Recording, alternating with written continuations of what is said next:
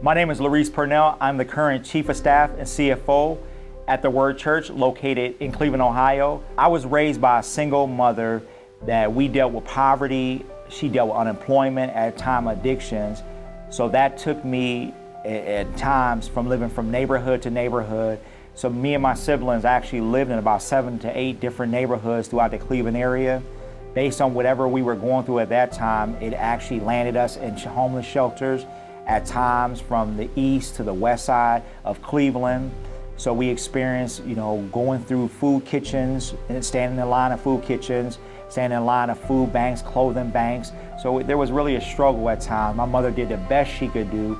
My father, if he walked in the room right now, I wouldn't even recognize him. But recently it was brought to my attention that he passed away in 2008. Without having a father in the home, I felt like I had to be the young man of the house.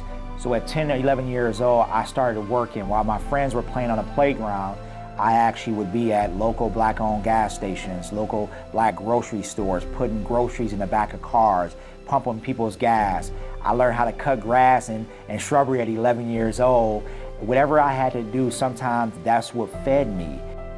I am where I am today because based on my past, I knew it didn't dictate my future. I was determined to get a great education so I could create wealth for my family and also not just my family, I would be able to have the opportunity to pay it forward to this community. I feel like God gave me angels growing up that helped me to become who I was. Young black attorneys here in the community took me under their wing and they really showed me the importance of education, that how working hard would get you somewhere in life. And I never want to forget that. So growing up in poverty, that really showed me that it wasn't at times that we had an issue with having money, we just didn't know how to control the money and what to do with it.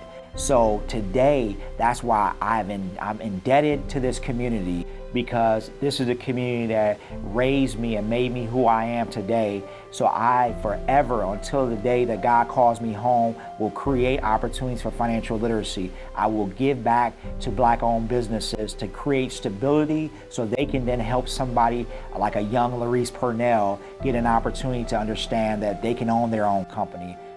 We always talk about, you hear it on panels, to group discussions, to social media, the importance of creating financial literacy opportunities, to building black businesses. You hear that $1.2 million number being thrown out, the net worth of our community. I want to make sure that we create resources, solutions to ensure that we make sure the dollar circulates in our community, as well as we make sure that people who have the wealth actually use it in a proper manner, not for just today, but they also use it to leave a legacy for the next generation as well. So I am passionate about teaching financial literacy, as well as building black businesses here in our community through education, through bringing awareness to who they are and where they are, so then someone can give back to a young Larese coming up from the millennials, to make sure that they understand they can be entrepreneurs, that we do have black doctors in our community, that we do have black attorneys. That is important to me. I am truly passionate about that. I don't meet very many poor people. I meet a lot of people with broke mentalities. So I'm teaching people that I don't want you walking around with a Louis Vuitton purse that costs $1,500, but you don't even have $1,500 in your savings account. I don't want our community having a landlord but driving a Land Rover. You're so excited when you get your tax refund because you worked all year for that money. You realize that's your money, right? Yeah. So people, want to, like I said, buy vacations, go shopping, I got this big check in the mail. You work for that money, so be smart with it. I want to make sure that you have more insurance on your life to leave a legacy than you have on your cell phone. If I ask everybody here in this room today, if I say raise your phone, everybody probably has insurance on their phone, but everybody doesn't have life insurance. So let's work together to leave a legacy for our community.